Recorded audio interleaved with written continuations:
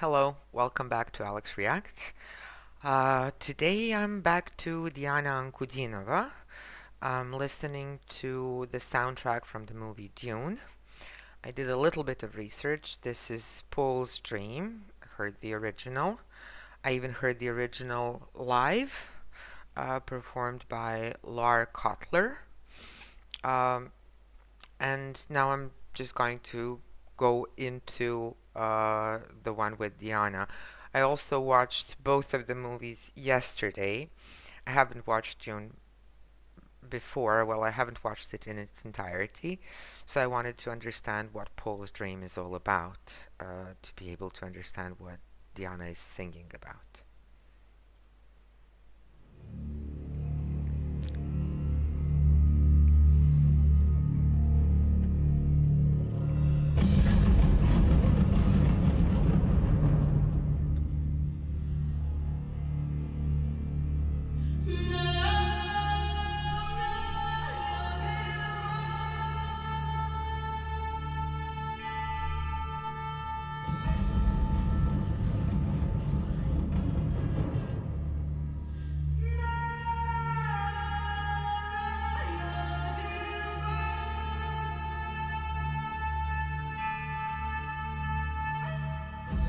Whoa.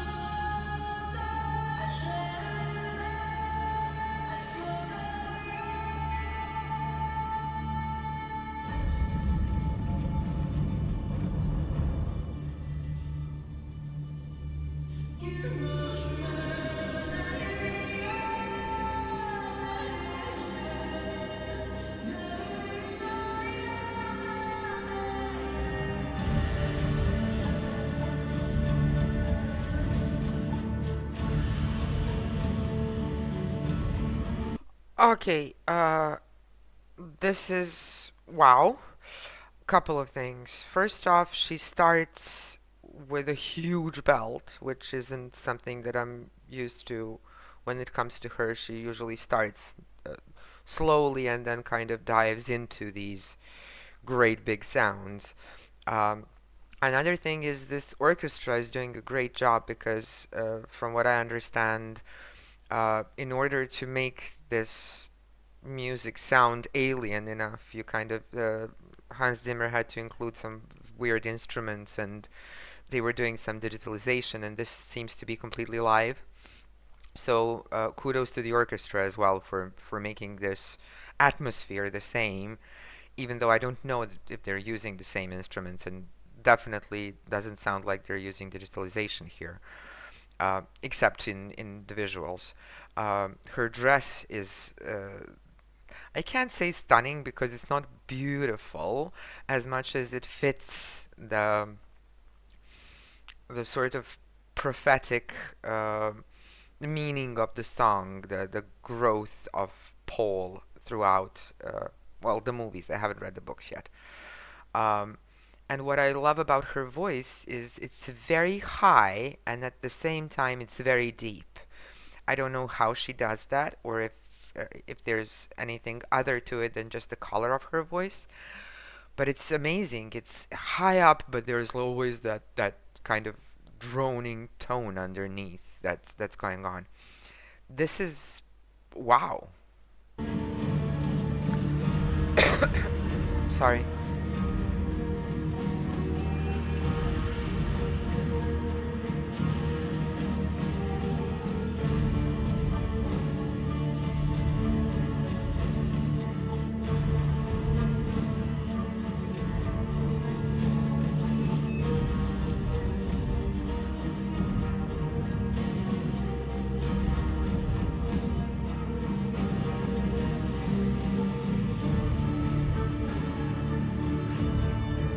her movements here are interesting. She's diving into the song,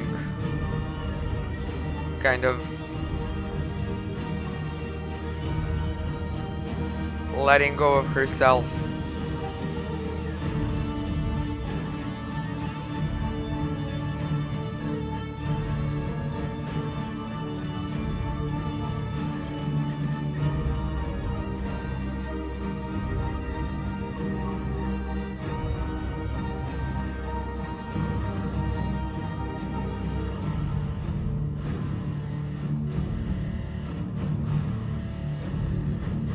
This is different, I think.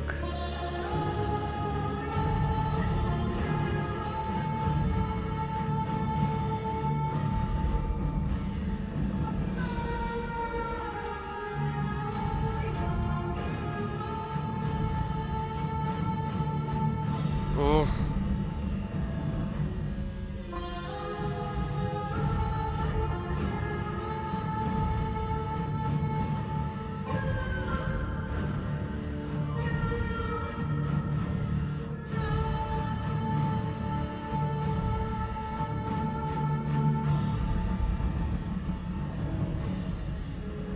And that serious look.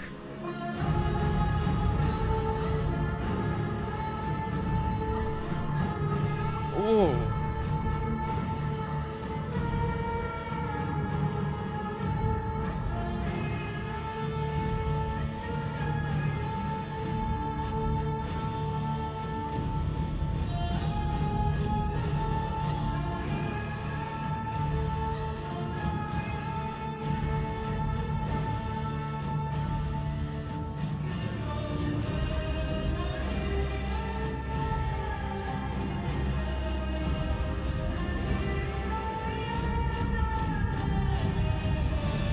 Mm.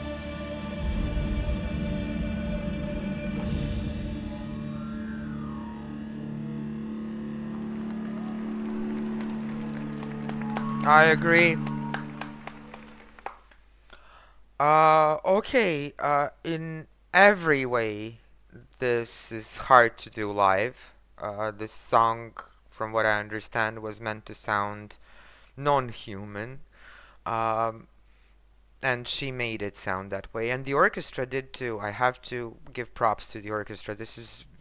I think it's very difficult to kind of uh, grasp every aspect of the song and still make the atmosphere the same, even though they don't seem to be using the exact same instruments. There's no digitalization of anything.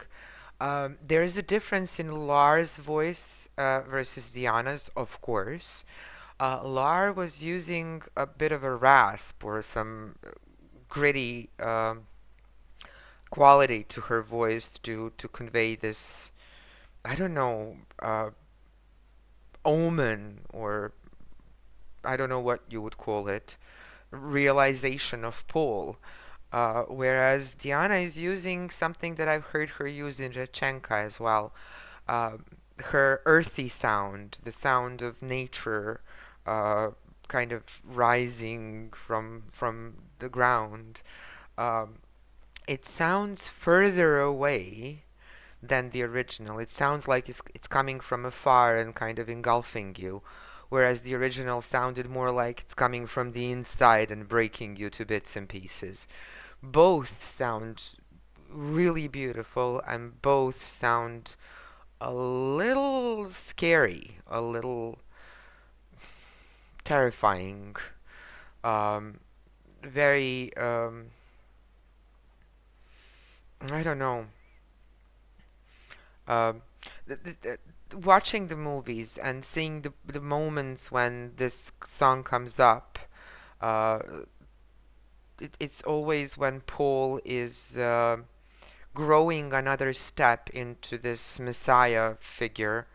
Long story around that and the analysis of Dune and what happens and why it happens. And still, I would need to read the book before I make an analysis because I'm not sure that the movies ever convey the original properly. But it's always a moment of growth. It's the moment when he has his first fight where he takes a life for the first time. It's the moment when he rides the sandworm. It's the moment when he drinks of the water, and there was one before all of that. Was it when it was the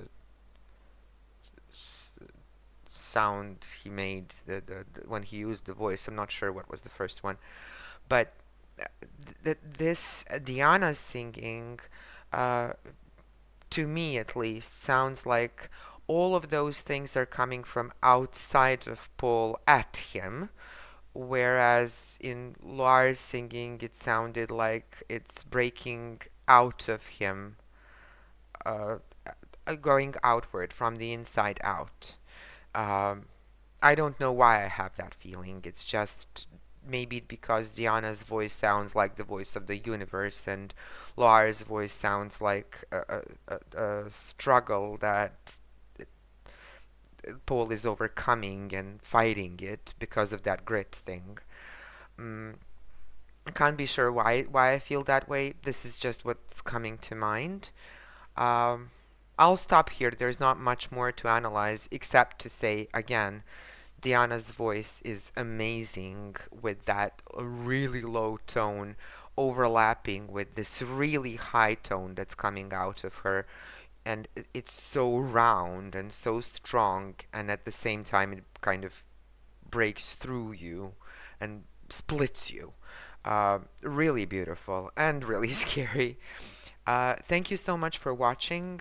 I hope you enjoy the reaction, and as always, I hope you enjoy the rest of your day. I'd like to hear your thoughts on this. I'm really not sure what to think, except that I love both versions.